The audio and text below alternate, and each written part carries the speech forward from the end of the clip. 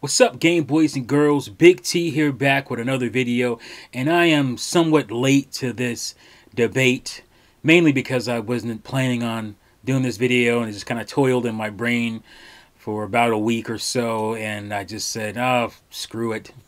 Just go ahead and do it. Let's talk about it. So I should have probably did more research on it. I remembered at the time, but I can't completely remember this situation at this point. I'm sure most of you have already heard about it, but apparently there was some kind of show or something that Steve Austin was on, Stone Cold was on, and there was some kind of questioning going on about video games, and thing came up about best Zelda game. The other guy, who I can't remember who it was, said Ocarina of Time was the best Zelda game, and then Steve was like, no. I think he was kind of emphatic when he talked about it. No, it's definitely Breath of the Wild or something like that, and it kind of surprised people. But the only reason that this was even talked about is because it had to do with a Switch game. Had this been, let's see, Ocarina of Time versus A Link to the Past, there wouldn't have been a big hoopla about it. Nobody probably would have not even ended up on anybody's radar. Maybe, but not to this extent.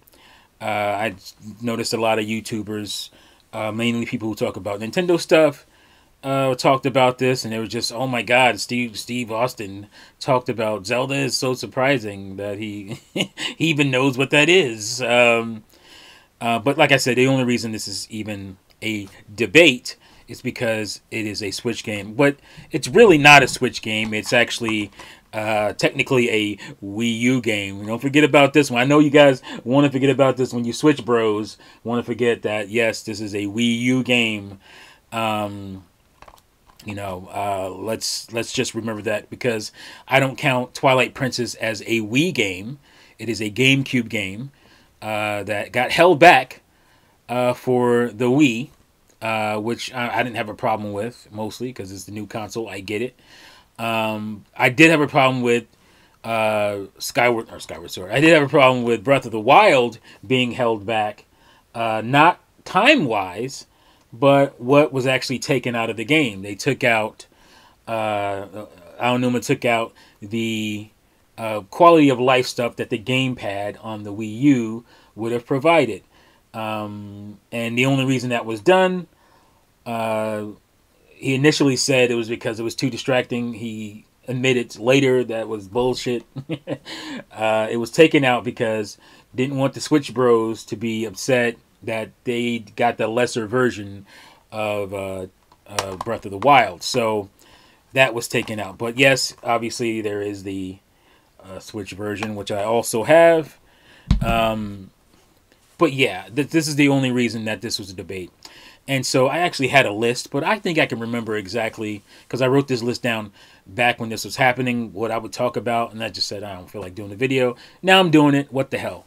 So my list was breaking down, categories basically for each of these games, for Breath of the Wild and for Ocarina of Time, why which one is better. I'll just say outright, Ocarina of Time is better to me. And I'll get to why I feel that way. But there are some nuances. I'm a dude who deals with nuances. And some people don't understand nuance and why it is a thing. But I first want to say that, to me, it's funny because when these things happen, when you're pitting an old Nintendo game versus a new one, or an old console versus a new console, there is an immediate dismissal of the old console by people just saying, oh, nostalgia, right? Like, that is a quick, easy dismissal of the old stuff. When you say the old stuff is better, it gets dismissed as nostalgia, which I think is funny because nobody dismisses the new stuff with, oh, that you just like it because it's the new thing. You remember it better, you know it better. It's the thing you're playing now. It's the new thing. So you're dismissing the old stuff because that's the new thing. But nobody does that. But you can dismiss old stuff with nostalgia, which is nonsense to me. A game is still a good game regardless of when it came out. So let's break down like I said, I think Ocarina of Time is the better game for me, and it's not nostalgia. So let's get into it. So everybody pretty much critically loved Breath of the Wild, but everybody who had complaints about it always had the same complaints. So that's why I'm gonna put some chinks in the armor of a game that I love, and for me it was very close, always very close on which was better, because I actually did think about that, because I thought about the Switch as being the console that could upend my favorite console of all time, which is the Nintendo 64.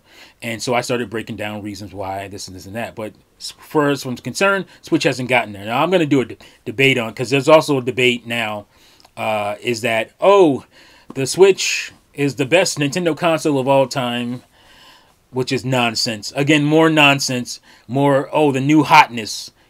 Again, they want to dismiss nostalgia, old things as nostalgia, but they want to dismiss this new hotness feel. It's the new thing that everybody likes now, instead of critically breaking it down. So I'm going to do that in a live debate. I mean, it's not really a debate because it's going to be me just rambling on why I think calling the Switch the best Nintendo console is a joke. It's not even close for me, and I'll explain why in that debate. I think I'm going to do that on Wednesday. So depending on when you see this, it'll be pretty close to this video. So yes, let's break it down. Let's start with categories of games, not categories of game, but categories in gaming that people review things and break them down with. So let's start with let's say the world. There are some things about this debate that are not going to be fair. One of them is when you're talking about technology.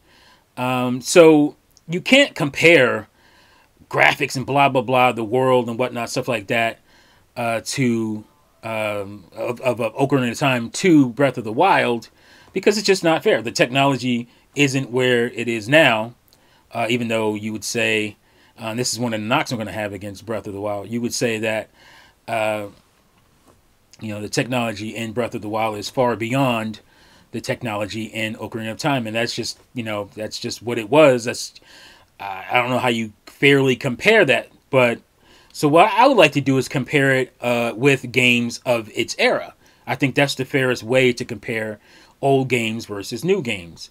Who was dominant and how dominant were they? And I'm thinking about sports here, because this happens with LeBron and Michael Jordan all the time. I don't know why it's a joke, but compare the caliber of players around the era, how the rules were, that kind of thing.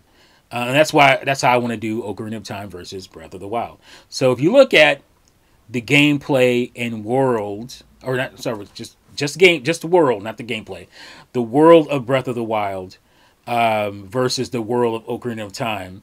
So you got to look at games in 1998, 3D open world games or action games of 1998 versus the same on 2017.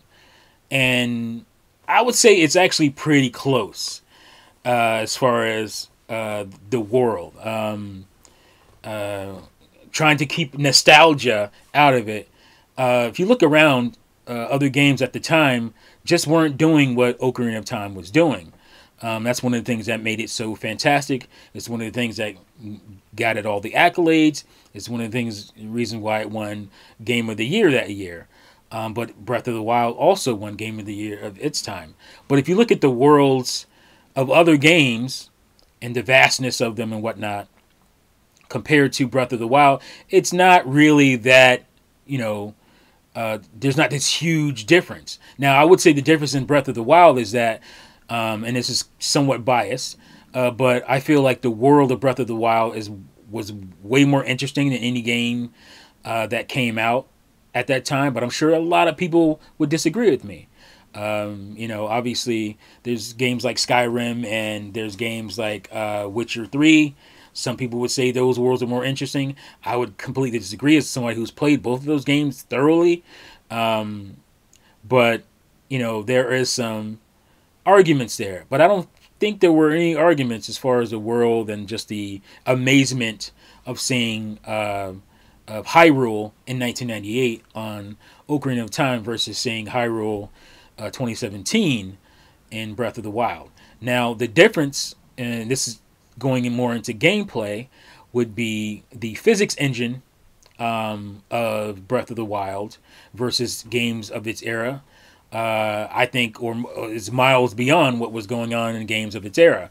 The world itself was a character and is a character in Breath of the Wild, where I don't feel like any of the other open world games, and you can compare it to even like Horizon Zero Dawn, which came out like a month before. Poor Horizon just keeps getting, you know, or not foreshadowed, but overshadowed by big games. This time it's Elden Ring. But I think that's what separates Breath of the Wild. I think the interestingness of the world, I know I just made that word up, but also just the physics engine and how you interacted with the world, I think that makes it far beyond. So when it comes to that aspect, I think Breath of the Wild wins, but I think comparatively to games of its era, Ocarina of Time wins as far as the world goes. Graphics.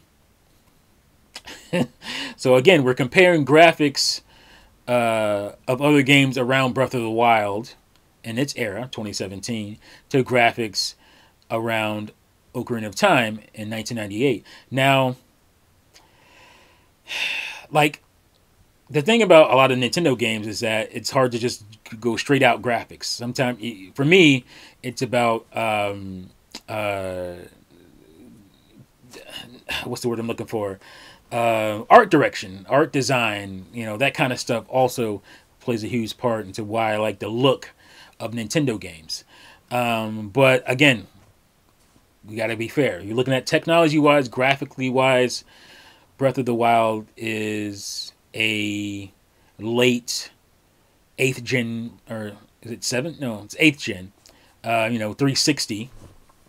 Is that right? Is 8th gen 360 PS3 or is it 7th gen?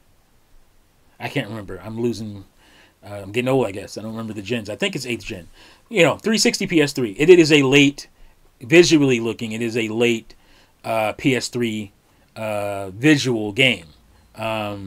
It's a little beyond, you know, it's what, you know, the squeeze, the amount of squeezing out they were doing for those late 8th gen, I believe, games, where they got really, you know, like they got a lot better looking, surprising looking for games of that era. People are surprised that you can get those visuals out, you know, like a Last of Us, you know, kind of thing at the end of the PS3's life, that kind of stuff. So, yeah, it looks good on that, but there's no comparison to games of its era, graphic wise. You know, your Witchers and blah blah blahs.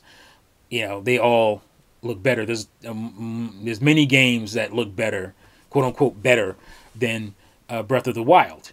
But in 1988, Ocarina of Time was the best looking game. It just was. It was one of those games that separated the N64 from the PS1. Now, PS1 obviously had way more games and variety, and that's where it trounced N64. But games like Ocarina of Time, games like Banjo-Kazooie, those were the games that separated the visuals of games. That's what separated the N64 from your Saturns and your PS1s.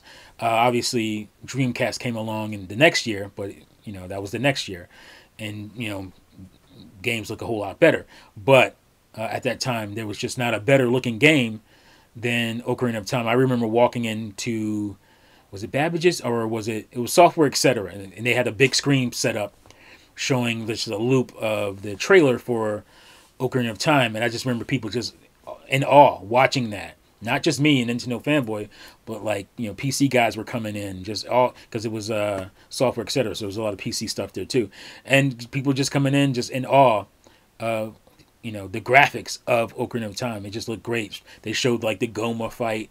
They showed like what's the other King Dodongo fight, and people were just amazed by that. So you know, that's just is what it is. So graphics wise, again, of its era, Ocarina of Time trounces you know, everything else that was out when it comes to graphics. So that is what that is. Now gameplay. Again, gameplay is kind of unfair. I don't really want to compare it, you know, of its era, because that's just a hard thing to do. Like, you got to compare it to other third-person action adventure games, and there weren't many. Ocarina of Time, again, would trounce everything around it as far as a third-person semi-open action-adventure game. There was nothing around it that could compare of its era. So Ocarina of Time easily wins that too, but, you know, again, Breath of the Wild has that cool physics engine. It has, you know, the interestingness of the world and the climbing aspect, which really opened the game up, the glider aspect. And these are things, again, Ocarina of Time couldn't do back in the day, so it's kind of unfair. But it just, Breath of the Wild has so much variety in its gameplay, that I'm going to just go ahead and give it to it, even though it's really not fair to do that. But I'm still going to go ahead and give it to Breath of the Wild for that. So there you go with that. So let's move on to music. And there's no competition. You can compare it to its era, and you compare it to just the games to each other. Ocarina of Time's music to Breath of the Wild's music. No, it's not a contest. Obviously, quality-wise, it's, you know, the Breath of the Wild, you know, audio is better because of the technology again, the technology difference. But as far as just like compositions and just memorable music, Ocarina of Time runs away with that. Not only do you have like the different ballads that you can play with your ocarina that would open temples up and whatnot, or let you traverse, let you warp basically around the map, which all those memorable, you know, songs, do do do do do do do do, Bolero of Fire, do do do do do do do. I forgot the Ballad of Spirit. I can't remember exactly the name of that one. Just all the little tunes, because you played them all the time, so it was easy to remember them using your ocarina. Just the implementation of music in the game itself was just amazing. I wish Zelda games would do that again. You know, they kind of touched on that with the Wind Waker, barely, but after that, they haven't really had a game that incorporated the cool. I love that, you know, incorporating an instrument, being a core piece of the gameplay. But, you know, all the tracks, Hyrule Field, everything destroys Breath of the Wild in very unmemorable music, which I'm not really knocking it for, because I understand why the music was minimal the way it was, because it was about the world. It was about listening to the world and the sounds of the world, and they didn't want to drown you out with... because it's Breath of the Wild. They wanted to give you that wild feeling, like you're out in the wild. And then they want to drown you out with a musical score. So I understand why, but it doesn't change the fact that the music is just way better in Ocarina of Time. It's so memorable. Sure, you can say, oh, it's more memorable to me because it's older and I played it a lot more. But no, we both know that's not just the case. It's just the tracks were way more memorable, better, more varied, and that's just is what it is. And now let's move on to enemies. This one's kind of a tough one, because I think, again, we can't really compare it to their era, because this is Zelda stuff, so you got to compare it Zelda to Zelda. Memorable enemies, I would say, if you only talk about like enemies out in the world, Breath of the Wild wins that easily. You have, oh, even though there a lot of these enemies repeat, those battles are just more memorable out in the world of Hyrule Field, and just going along the different areas in Ocarina of Time. There's not a lot of memorable enemies out in the wild because the game wasn't really built like that. The enemies that were memorable were the enemies in the dungeons, enemies in the boss fights. And that's where Ocarina of Time, again, destroys Breath of the Wild. Because when you talk about dungeons, there aren't any. You could say, the shrines were your kind of dungeons, and the divine beasts were your dungeons. But there weren't any memorable enemies in those areas compared to dungeons of Ocarina of Time, and especially boss fights. The boss fights in Ocarina of Time, even the weakest one, which is the water temple, like the water temple. What's that James Cameron movie, The Abyss water snake with the little brain in it, the amoeba. That's still more memorable than most enemies in shrines and divine beasts in Breath of the Wild, because even though they were somewhat different looking and had different attack styles, they looked so similar. The corrupted, what were they called? I can't even think of it. What it's called now? That corruption that's all over the place, and they all not Phantom Ganons. What were they called? You know what I'm talking about. I can't even think of it. That's how memorable they are. I can't even remember what they're called. They all had that kind of red, dark, kind of janky look to them. They all look very samey, and I honestly couldn't tell you which which boss was in which divine beast. I can't remember. I really can't remember because they're just so samey looking. It's not even close as far as your Gomas and your King Dodongos and your Twin Rovas and your did I say Goma? Yeah, it's who majorly am I forgetting? Volvagia, the dragon. Like, these were, especially when you were playing, these were like massive, amazing boss fights in those games. And you can just even go to the enemies in the different the dungeons themselves when you go, and mini bosses and things like that were just better and more memorable. So it's not even close when it comes to like enemy types and whatnot, memorable enemies and whatnot. So yeah, Ocarina of Time runs away. Controls, I guess controls. I want to merge controls with like combat, and Breath of the Wild wins there. Breath of the Wild controls better, but that could be a technology thing. But I'm just gonna roll with it. But the variety in combat and just having all the different weapons and all that kind of stuff, again, it might not be fair because you're comparing two different eras and who had more RAM or ROM space they can put on the carts, and how much stuff you can put into those worlds in 1998 versus 2017. That's kind of not fair. But again, if you look around Ocarina of Time, nobody else is really touching it other than like RPGs, but RPGs didn't have the third person open world-ish action stuff. So Ocarina of Time was slaughtering pretty much everything around it when it came to those things at that time.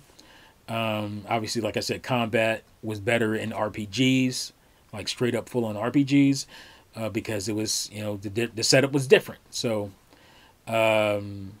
but Breath of the Wild, it's just so much variety, so many ways to traverse the game with horses and just animals and all kinds of stuff. Your flight, your limited flight, your gliding with the glider, climbing, like all that stuff is amazing. Different weapons and all that stuff is great. So I'm gonna have to give the edge for that to Breath of the Wild. So there's that. Let's see, what should we move on to next? We did graphics, we did music. I'm putting sound with music as well. Um, we had enemy types, enemies and whatnot, boss battles. Now, I'm just going to break this down because I don't think there's anything else really to compare when it comes to this stuff. Oh, yeah, one more big thing is impact. Um, sure, Breath of the Wild certainly impacted some games in its era. You can see, stuff like Immortals, Phoenix Rising, even stuff like Genshin Impact, and some other games. I would say Elden Ring uh, was impacted by Breath of the Wild. Um, I would say, even though there was some similar stuff in Breath of the Wild versus Horizon Zero Dawn, I don't think they could have been copying because those games came out basically at the same time, unless there's some covert things going on. Um, but I think I haven't played Zero Dawn. I mean, not Zero Dawn. I haven't played Forbidden West yet, so there maybe some things that Forbidden West. I mean, I guess probably some of the climbing stuff and the traversal, because that was a very annoying thing with the what do you call those? The walls, the hidden walls, invisible walls, and just not being able to jump up little simple things. I think they fixed some of that in Zero or Forbidden West, but maybe not to crazy extent. But again, this is no contest. Ocarina of Time was a huge impact on the industry. It won crazy awards that year. Z targeting came out of it. Third person games didn't know how to function basically until Ocarina of Time showed up. They didn't know how to make a third person action game and how to target things until Ocarina of Time showed the industry how to do it. It's not dissimilar to how Super Mario 64 showed you how to do 3D platformers. Zelda Ocarina of Time showed the industry how to do a third person action game. And once Ocarina of Time came out, it looked like it was an easier thing to do for other companies. The impact is, it's not even close as far as on the industry of its era. Ocarina of Time was way more impactful versus Breath of the Wild. Some people might disagree with that.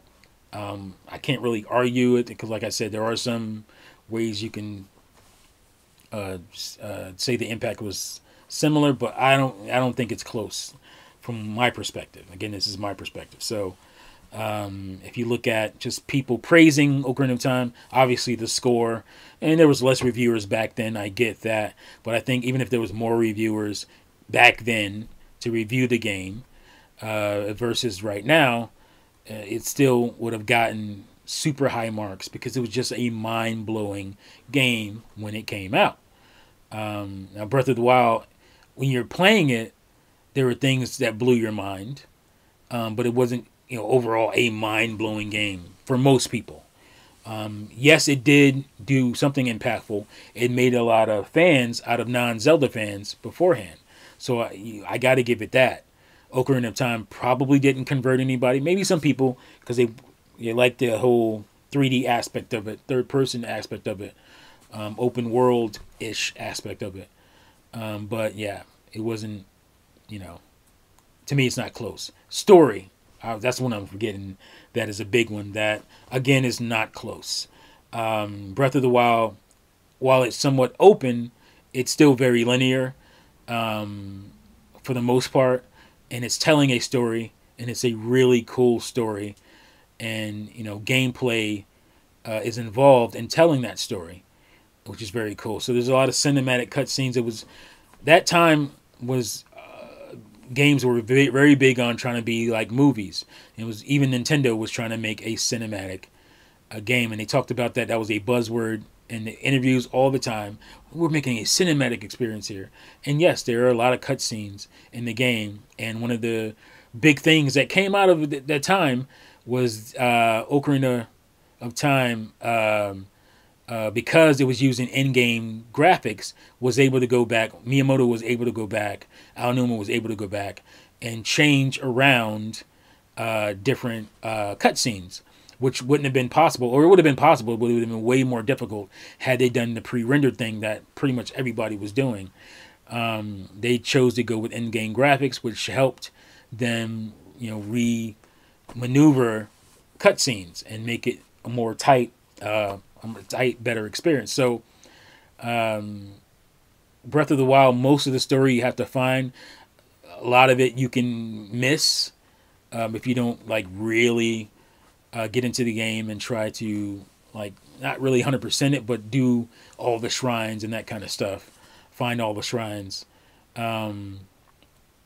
It's just not close. And if you're not reading Zelda's diaries and stuff like that, if you're not privy to Zelda lore, like a lot of the stuff that I thought was cool, the new Zelda players had no idea about, like basically seeing Skyloft and Lon Lon Ranch and all that kind of stuff in the game would have been lost on them because they're new to Zelda. This is their first foray. So while that stuff was cool to me, I think most people, a lot of people who played or Breath of the Wild, that stuff didn't mean anything to them. So, but story-wise, it's not close.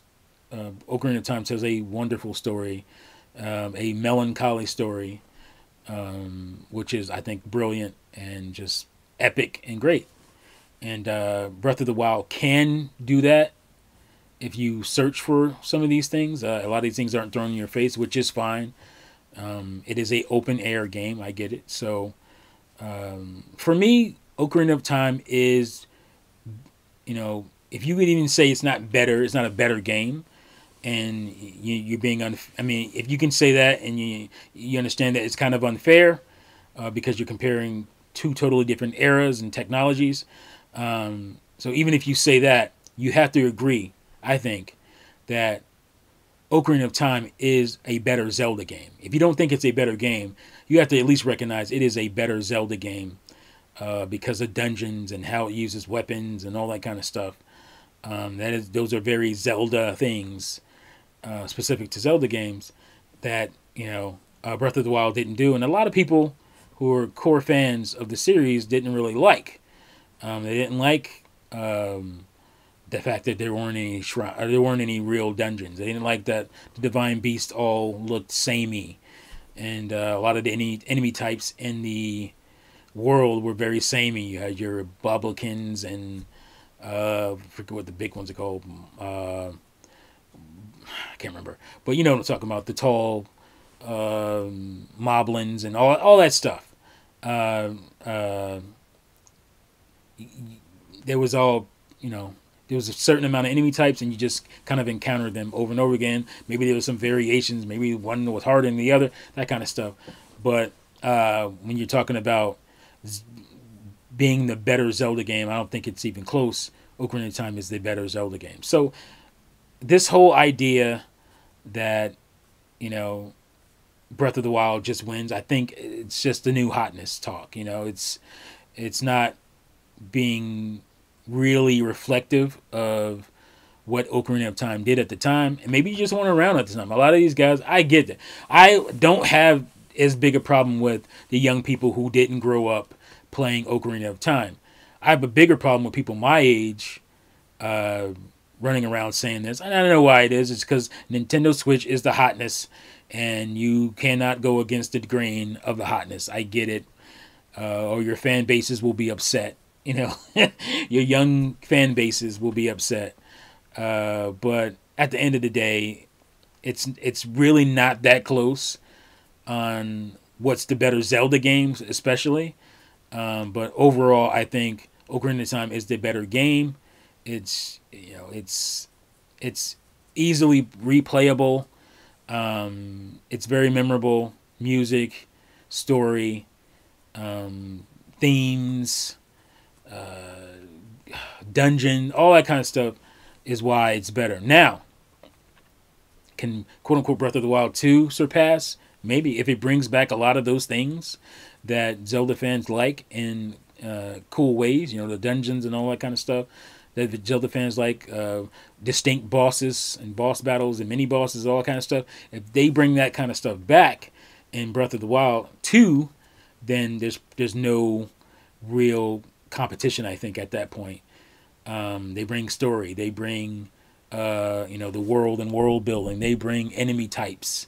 They bring, dungeons and bosses. They bring that stuff, varied bosses. And they pretty much have to, because the whole idea of the red goop, which I can't, for whatever reasons, think of right now, they're not going to really go with that this time, I don't think. The corruption, whatever it's called, I can't think of it. They can't go that route, so they're going to have to do, varied enemies. And I don't think they had to do that in this game, or in Breath of the Wild. They didn't have to do that, I think, because it's not like Ocarina of Time. They talked about the enemies in the different dungeons as if they were corrupted by Ganon, but they were still very varied, different enemy types and boss battles. So you could have had corrupted villains in Breath of the Wild, corrupted bosses in Breath of the Wild that were different than Blight Ganons, that were different than the Blight Ganons, and it would have been way more interesting. Maybe even have, here's an idea, instead of having Link fight these Blight Ganons, why didn't he fight corrupted ghost versions of the champions? That would have been awesome. And him freeing them basically by defeating them. That would have been cool. They could have went that route, fighting Urbosa, especially fighting, what's his name, Falco. I can't think of his name right now, because it was this whole thing about who's better. He was all concerned about who's better, him or Link. We could have had a battle to flesh that out. Link fighting Daruk, and him fighting Mipha. That would have been really tough, him fighting his ex-girl. Basically, that would have been, but it would have made for more varied boss battles. But I rambled on huge time. I didn't want to do that. I hope I don't bore you to death. I hope you were able to sit through this and come to your conclusions. Let me know what they are in the comments below. Ocarina of Time all day until it's dethroned. I can rock with it being dethroned. I don't have nostalgia. I don't have nostalgia for it where it can't be beaten. I was fully expecting it to be beaten. I talked about it in many videos about Switch upending my favorite Nintendo console of all time, but it just never got there. And I'll talk about that in the other video about the best Nintendo console, because a lot of Switch bros want to make it Switch, and they'll dismiss me with nostalgia. Well, I'm going to dismiss them with, oh, you're just excited about new hotness. It sells, it's selling, look at the sales, and that kind of stuff. But if you actually compare it game to game and Nintendo games, then it's really not that close. But anyway, that's it for this video. Thank you guys for watching and listening. Let me know what you think in the comments below, and I'll see you fools next time. Peace out.